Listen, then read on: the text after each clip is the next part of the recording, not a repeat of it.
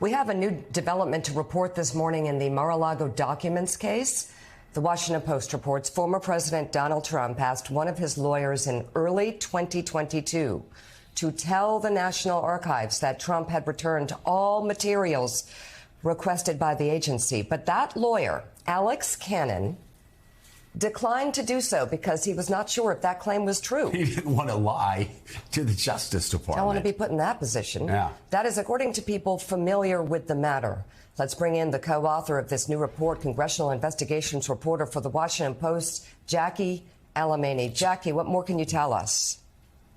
Yeah, Mika, what our reporting has told us yesterday is that the former President Trump is actually now at the center of the mishandling of improper classified documents. This story has him asking one of his lawyers to tell the National Archives in early 2022 that he had returned all of the materials requested by the agency. But that lawyer declined because he was unsure that the statement was true, according to people familiar with the matter. Obviously, later on, when the FBI actually executed that search warrant of Mar-a-Lago, they discovered hundreds of other documents that had yet to be retrieved after that initial January haul. We know that the former president actually wanted this lawyer to tell the archives that he had, again, handed over everything. He had suggested a certain statement, and again, this lawyer refused to do so.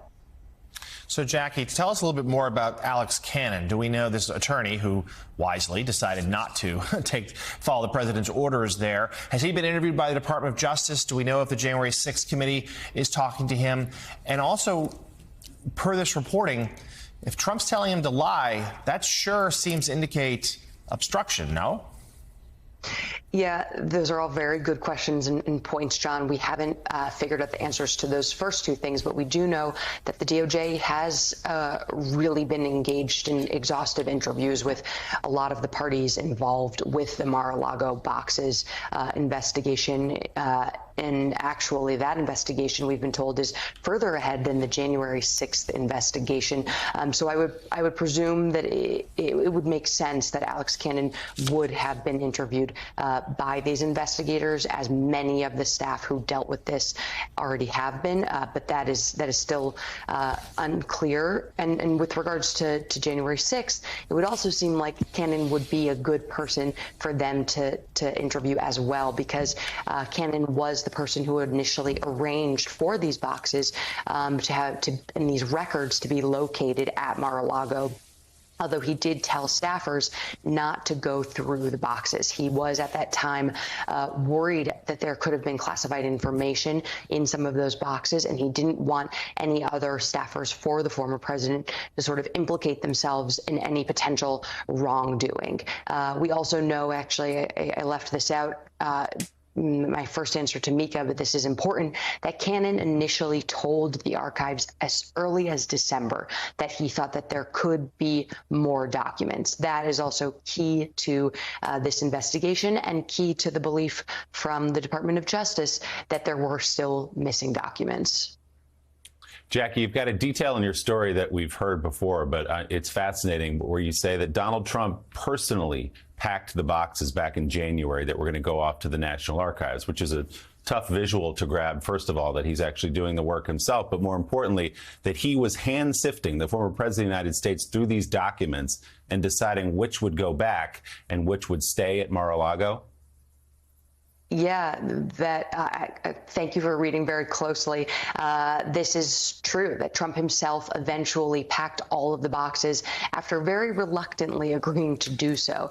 Remember, the National Archives and Trump's lawyers were going back and forth on this as early as May.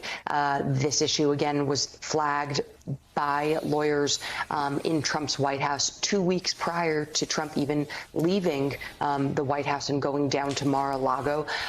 But again, this does put the former president at the center of all of this, that he himself was packing the boxes. He was very secretive about the process. We were also told, despite having staffers who, live in Palm Beach and work very closely with him on the premise. But again, Alex Cannon had also recommended that staffers try to stay out of this, and he did ultimately arrange for one staffer to be there when the National Archives contractor eventually picked up the boxes in late January. But Trump is really the one who knew exactly what was in those boxes.